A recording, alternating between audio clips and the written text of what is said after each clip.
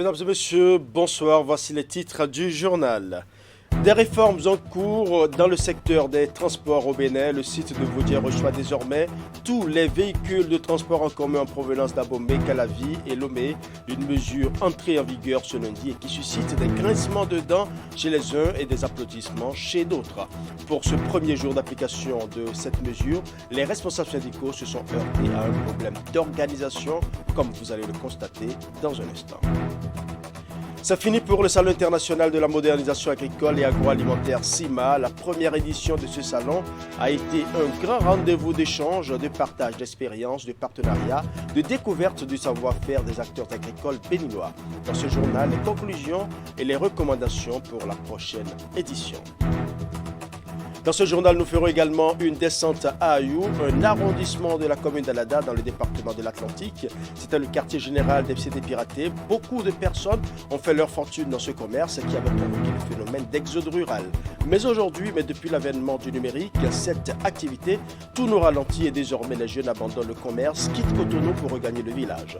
Comment se fait donc ce retour au bercail et surtout la réinsertion socio-professionnelle des jeunes? Élément de réponse dans ce journal. Voilà pour les titres, mesdames et messieurs, à nouveau, bonsoir. Les restrictions faites aux taxis dans la ville de Cotonou sont entrées en vigueur ce lundi 29 novembre 2021. Les minibus en provenance d'Abomey, Calavi, Lomé et autres doivent s'arrêter désormais sur le site de Vaudier. Une équipe de la rédaction est allée constater l'effectivité de cette mesure conjointement prise par la mairie et la préfecture de Cotonou. Comment les acteurs s'adaptent-ils et quelles appréciations font-ils de la mesure? Voici la réponse dans cet élément signé Clément Ogoua Achade.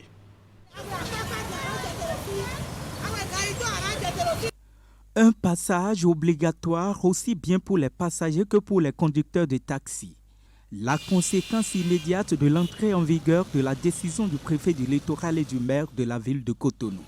Désormais, ces véhicules de transport en commun doivent s'arrêter ici sur ce site de Vaudier, destiné à ceux qui proviennent des zones d'Abomey, Calavi, Lomé, Boïcoin et environ. Une décision dont la mise en œuvre pose problème selon ces acteurs rencontrés.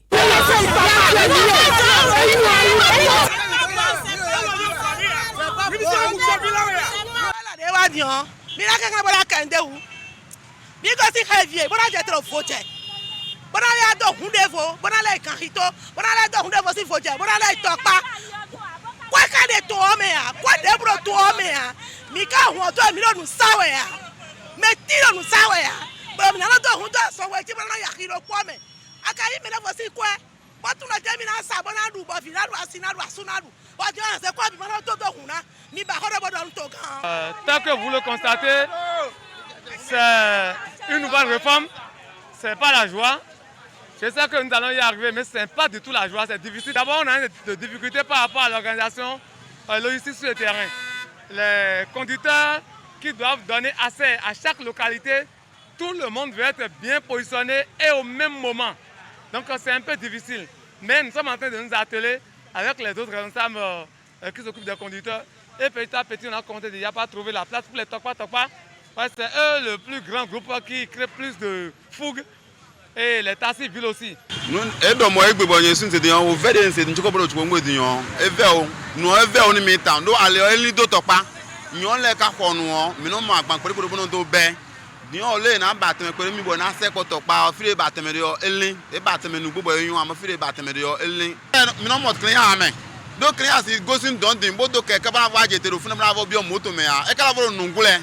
Une première journée et déjà la gestion de l'affluence sur ce site de Vaudier constitue une préoccupation importante des usagers. Si les commerçants et usagers du grand marché d'Antokpa se plaignent et demandent que cette mesure soit rapportée, les conducteurs de taxi-moto, eux, approuvent et souhaitent que la réforme prospère et dure dans le temps. J'apprécie bien le travail de mon maire, le maire de Cotonou. C'est un travail bien fait. Parce que si vous rentrez dans Tokpa maintenant, vous allez voir qu'on a au moins une belle ville. La circulation est normale. On doit arranger la ville parce que la ville, Cotonou, il y a trop de désordre dans Cotonou. C'est 4 jours à peine qu'on nous a appelé pour nous dire que de venir à Vaudier. Ce que tout Dieu a fait, c'est bon. L'État Dans un pays, ne reste pas comme ça. Chaque pays, il y a le gars international dans la ville. Chaque ville. Donc la ville du Cotonou, ici, à Baudière, ici là, c'est bon. Dieu merci, on nous a amenés ici. Mais ce que nous, les chauffeurs, on constate, l'État n'a pas bien nettoyé la site. Si on rentre dans la saison pluvieuse maintenant, même les clients vont décourager dans le quartier. Parce qu'il y a des tas d'ordures partout, des trous partout, donc les clients peuvent faire autrement pour aller jusqu'à Calabi pour chercher leur véhicule là-bas pour partir. Avec cette décision qualifiée de surprenante par les acteurs rencontrés, le maire et le préfet que nous n'avons pas encore réussi à avoir veulent réorganiser le secteur du transport en commun dans la métropole Cotonou. Mais malgré les avantages que pourrait engendrer la mesure, les populations craignent déjà une augmentation du coût du transport et par conséquent un effet négatif sur le petit commerce.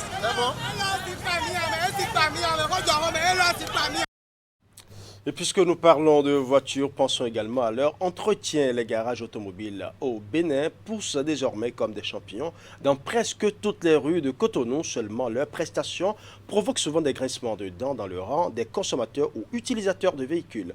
Il n'est pas rare d'entendre les clients affirmer que les mécaniciens ou garages ne sont pas dignes de confiance. Du coup, un climat de méfiance s'installe entre les garages automobiles et les utilisateurs de véhicules. Voici le constat de Narcisse Alossé. Au Bénin, le parc automobile s'élargit, tout comme le cercle des garages. À Cotonou et environ, les lieux de réparation de véhicules à 4 roues sont visibles dans toutes les rues ou presque. Seulement, les utilisateurs de véhicules sont encore loin d'être satisfaits de la prestation de ces garages. Je ne suis jamais satisfait des mécaniciens. Ils bricolent, la majorité des mécaniciens bricolent. Ça fait que vous avez une panne, vous allez chez eux, ils vous diagnostiquent une autre panne, vous faites des dépenses et vous n'êtes jamais satisfait. Il y en a par exemple qui émettent le diagnostic à distance.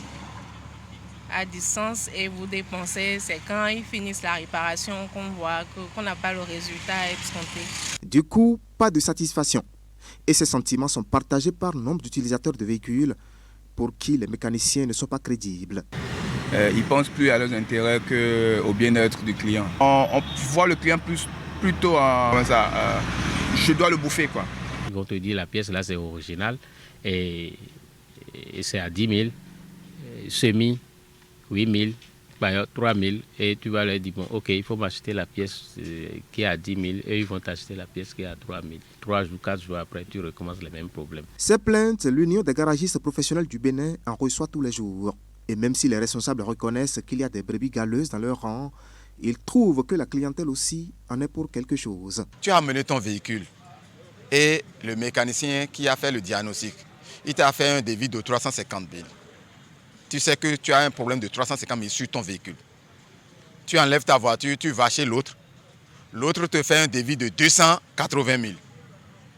Tu enlèves ça et tu vas à un troisième qui te fait un devis de 150 000. Tu préfères que c'est le 150 000 là qui est bon. Et tu dis d'accord, je fais le travail. Et après avoir fait le travail, tu as remarqué que le mécanicien n'a pas tout changé, n'a pas tout fait. Ça là maintenant, qui est fautif? Chacun tire le drap de son côté, mais toutes les récriminations partent des pièces de rechange.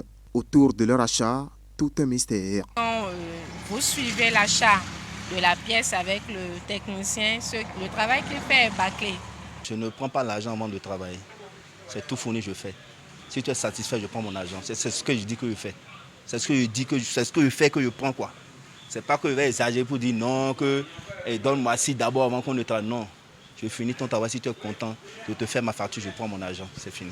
Moi, je suis quelqu'un, quand on me demande la main d'œuvre, je ne touche pas. Je dis, je veux la satisfaction, mais malheureusement, ça n'a été jamais le cas. Ça n'a jamais été le cas. Et à la recherche désespérée de la satisfaction, certains clients préfèrent voir clair dans l'achat des pièces de rechange. J'ai commencé à demander autour de moi, à des ibos, à des vendeurs de pièces, à des amis, à combien coûte cette pièce. Et puis maintenant, après, si la marge du mécanicien n'est pas trop, je lui laisse acheter. Mais si c'est trop, vous laissez? Si c'est trop, je laisse et moi-même j'achète mes pièces. Moi, quand tu amènes la voiture chez moi, au garage, je te fais un pro format. Si tu amènes à un autre endroit et qu'il te fait le moins, fais-la, mais tu auras les conséquences. Les pièces ne sont pas les mêmes. Une pièce a plus de 4 à 5 exemplaires, même pièce. Un filtre à simple. Il y a plus de 5 motifs de même filtre. Et quand on fait un devis pour bien le mécanicien te dit une pièce à 10 000 par exemple, tu appelles un ami, est-ce que tu as changé cette pièce-là une fois, combien tu l'as fait? De bouche à oreille, l'information passe et le poteau rose est découvert avec des anecdotes. Et ça a commencé par fumer et j'ai demandé qu'on change le moteur. Mais j'ai changé le moteur, je ne sais pas s'il a changé le moteur ou pas. Mais deux mois, je ne l'ai pas assisté. 2 mois, il m'a pris de l'argent, il a dit tout est bon. Donc 2 mois, 3 mois après, la même chose commence et j'ai dit c'est pas la peine. J'ai laissé le véhicule au garage. J'ai vendu le véhicule là même à 0 francs. D'habitude, je lui donne l'argent pour acheter l'huile à moteur et pour faire, j'exige qu'il me mette le bidon dans la voiture. Parce que souvent, on n'a pas le temps d'aller attendre au garage pour faire la vidange et de corriger la fiche de vidange là, évidemment. Donc, il se fait qu'il a pris l'argent et il va chercher, il n'a pas fait la vidange, il va chercher un bidon qu'il a pris le soin de bien laver et il me met le bidon dans la voiture. Il est venu, moi j'ai constaté que le ronflement de la voiture n'a pas changé. Après enquête, la vidange n'a pas été faite, ce qui conforte cet utilisateur de véhicule dans sa position. Et pour la bonne santé de leurs engins, chacun choisit sa solution. Quand je vais au garage et que je ne trouve pas satisfaction, en même temps, je demande à un ami de me trouver un autre mécanicien. Et ça se répète au jour le jour. Donc quand tu changes une pièce, 2-3 semaines après, c'est la même chose qui répète. Et puis bon, on est comme ça, on est obligé de faire comme ça. Du coup, un seul utilisateur de véhicule sollicite aujourd'hui plusieurs garages, ce qui pose un problème d'efficacité dans la prestation. Pour le moment, les relations entre les deux parties sont caractérisées par un climat de méfiance et la fêtière des garagistes dit s'employer pour assainir son environnement. Ouverture ce lundi de la 4e session de la municipalité de Cotonou, une occasion pour le maire de présenter son rapport d'activité de l'année aux conseillers. La session se penche aussi sur le budget de l'année 2022. La cérémonie de lancement de cette session budgétaire a eu lieu à la salle de conférence de la municipalité. Clément Gouadjare. C'est une rencontre qui s'ouvre au lendemain d'une série de formations sur les techniques d'élaboration de la planification et du budget au niveau des collectivités locales. Et comme pour préparer les élus municipaux sur le projet de budget primitif exercice 2022, cette formation a permis aux conseillers de s'approprier le contenu du budget de l'année 2022, auquel cette 4e session de l'année 2021 est consacrée. À l'ouverture des travaux de cette session de la municipalité de Cotonou, le maire Luc Osset-Onyi Atroko est revenu sur les grandes réalisations de son équipe et sur les chantiers phares en cours dans la commune. Nous avons engagé au cours de l'année 2021 plusieurs réformes. Au nom de celle-ci, l'installation du guichet unique dans nos arrondissements, à la mairie centrale et au niveau des directions stratégiques de la ville apparaît comme l'une des actions phares de cette année. Ces différentes réformes structurantes nous ont permis d'améliorer d'une part la qualité des services que nous offrons aux populations et d'autre part la mobilisation des ressources non fiscales de la ville qui ont connu une augmentation considérable.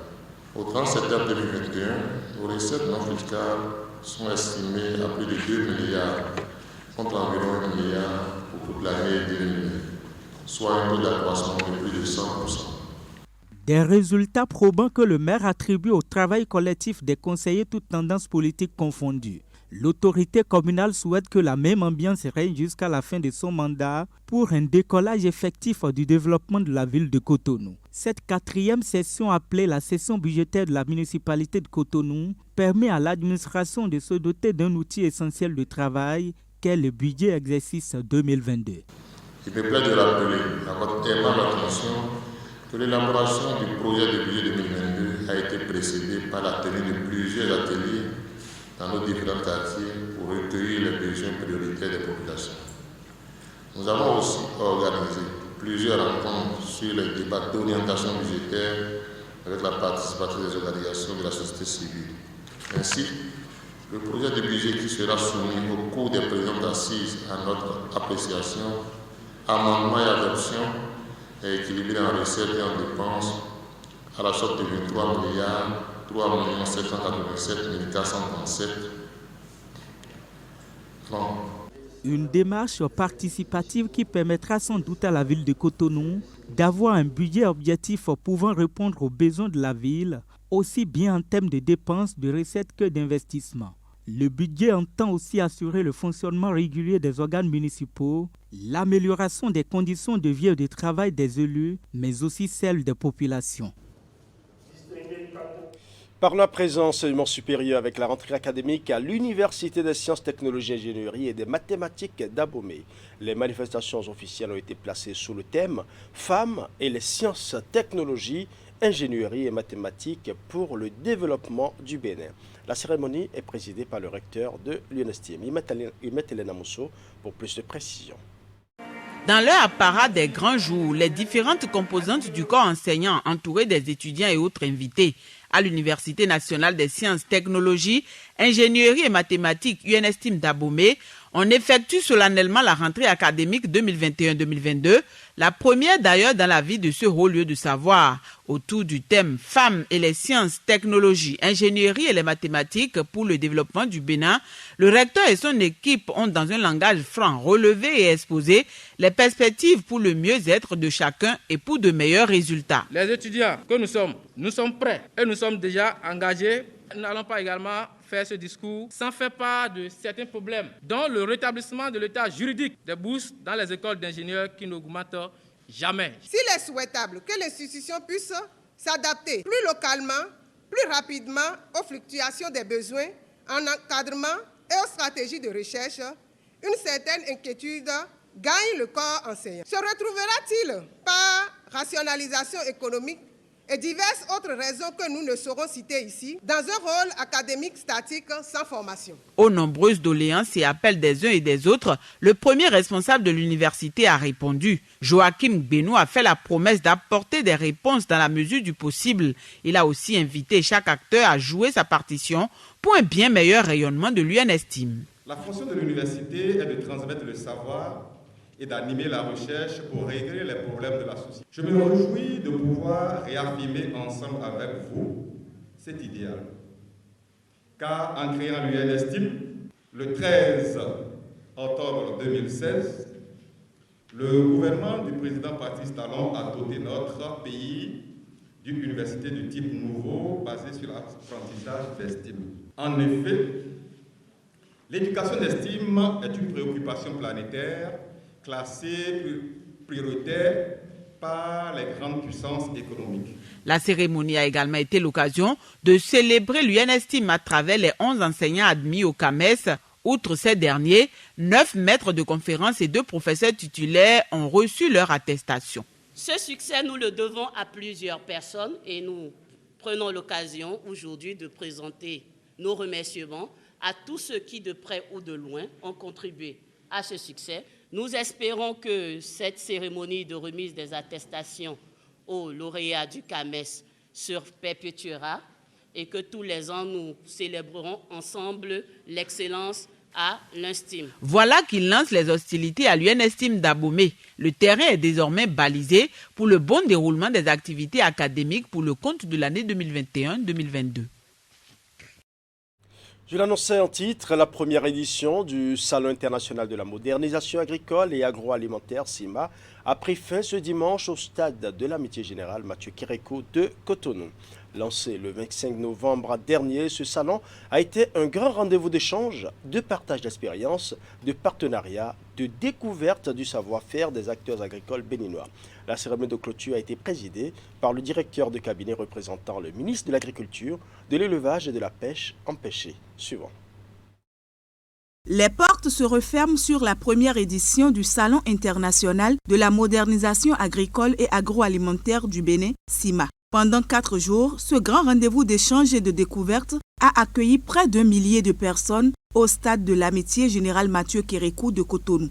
Le CIMA est une opportunité pour la SONAMA de montrer ce que nous faisons et on ne peut que saluer cette initiative que nous espérons se répétera dans les années à venir. Et je souhaiterais que les prochaines fois, que ça soit ainsi, pour que d'ici 5 ans, qu'on parle autrement de la mécanisation agricole au Bénin. Les pôles de développement 5, 6 et 7 sont concernés par l'étape de Cotonou. Pour les responsables, cette première édition du CIMA a été une belle expérience. Nous avons remarqué qu'à travers ce salon, qui a d'énormes potentialités, d'énormes possibilités, beaucoup de choses qui sont faites au niveau de nos transformateurs, de nos transformatrices.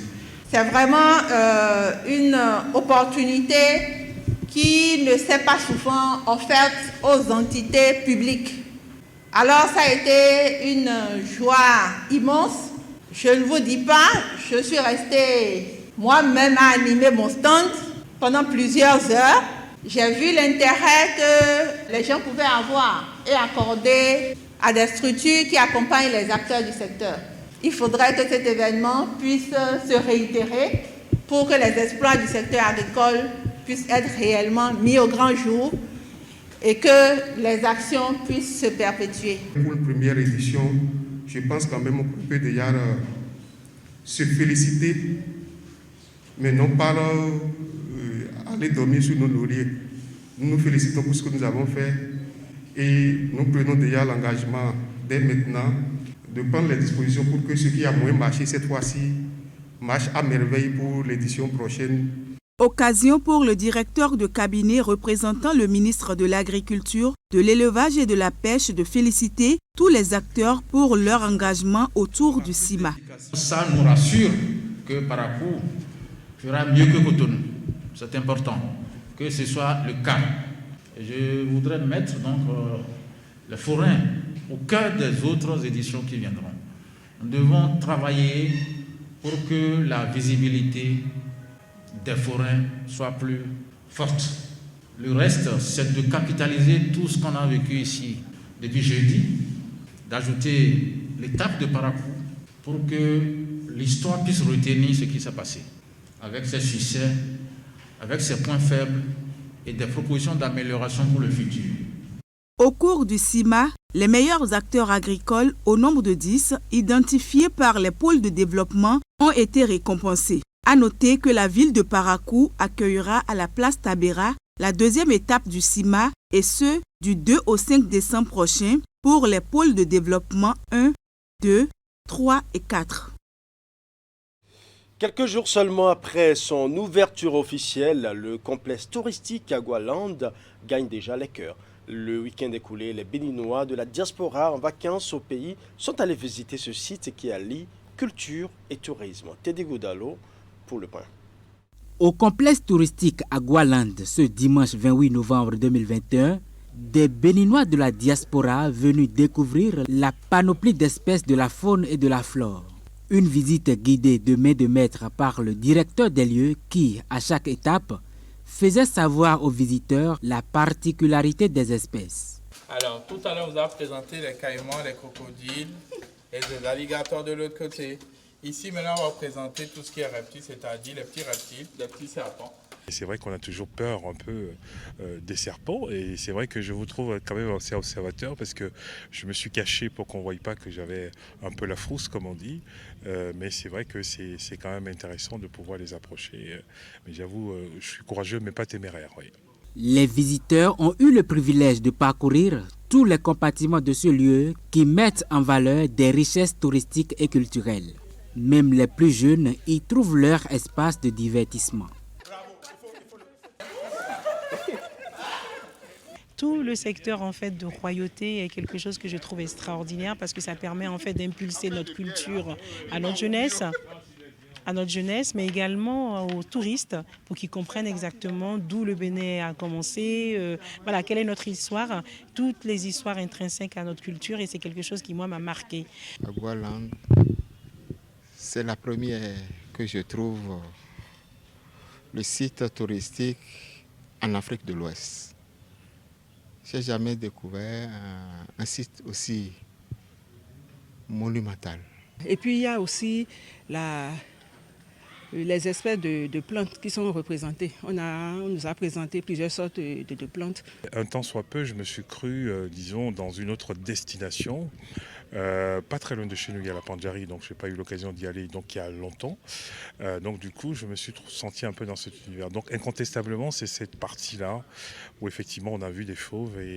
Mais je trouve que l'ensemble de la structure est vraiment extraordinaire. Il faut vraiment le lire parce que la flore et la faune, on a l'occasion vraiment de pouvoir les apprécier. C'est vraiment quelque chose de vraiment d'extraordinaire. Qu'une seule personne puisse faire ça et que cette personne-là puisse ramener dans un seul cadre tout ce qu'on a l'habitude de voir dans plusieurs pays africains, c'est-à-dire tous ces animaux de plusieurs espèces et de plusieurs régions d'Afrique et même du monde dans un seul cadre.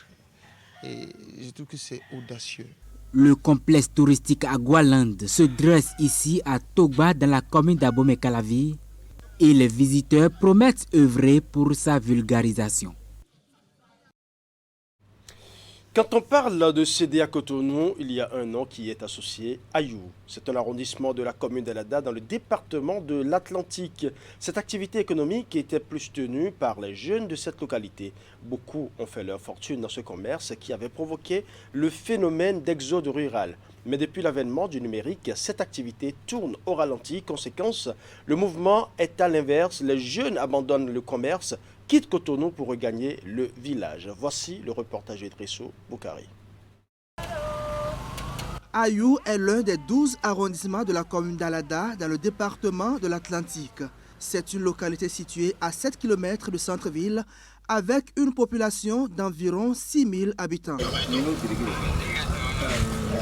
Parmi les activités économiques qu'exercent les jeunes d'Ayou, il y a une qui a traversé les générations, la vente de CD. À Cotonou, la plupart des dévoués à cette activité viennent de cet arrondissement. Le commerce a une histoire.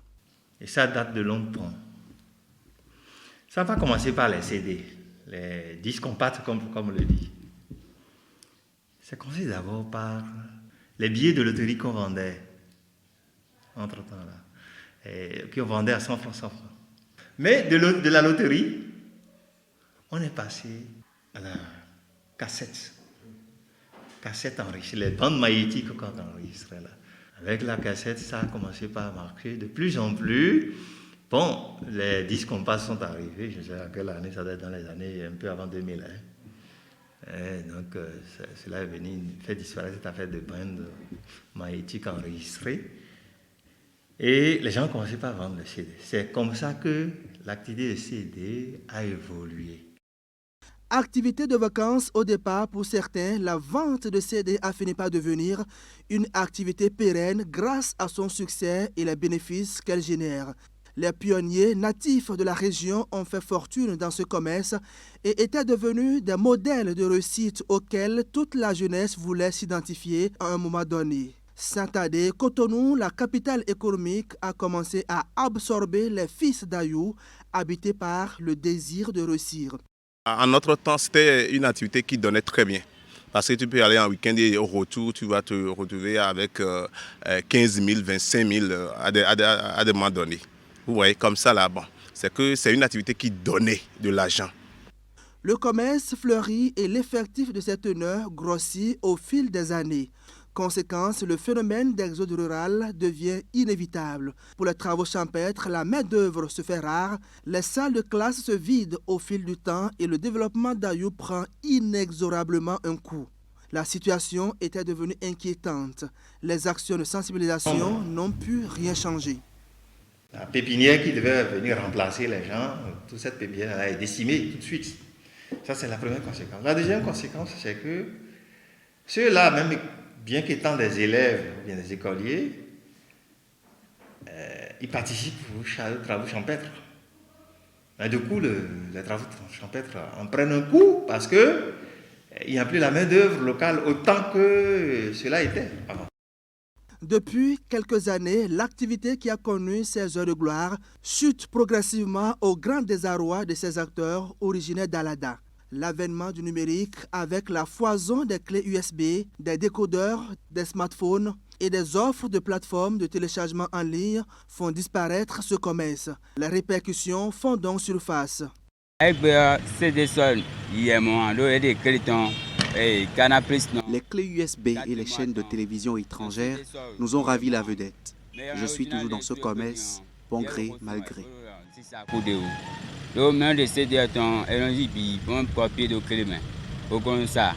Confrontés à cette réalité, ils sont contraints de regagner le village. Au cours de notre tournage, on retrouve quelques-uns sous l'arbre à palabres en pleine discussion.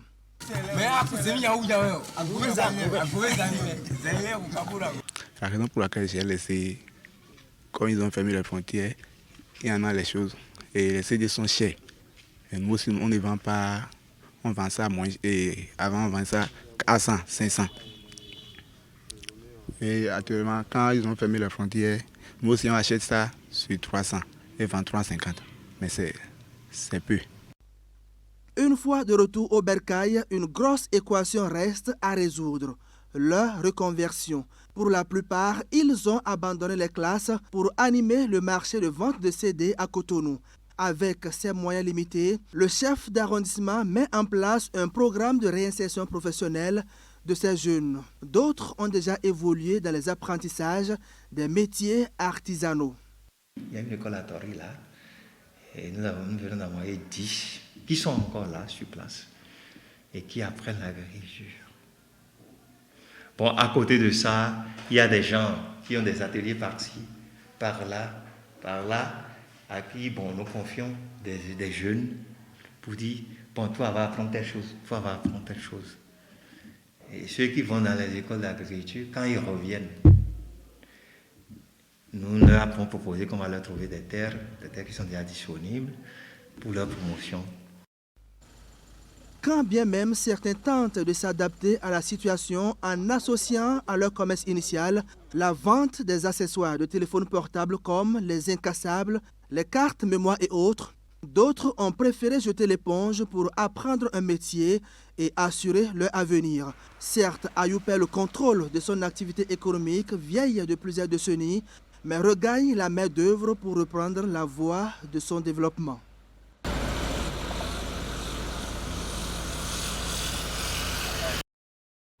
Voilà, ce sera tout pour ce journal. Merci pour votre aimable attention. Bonne soirée chez vous.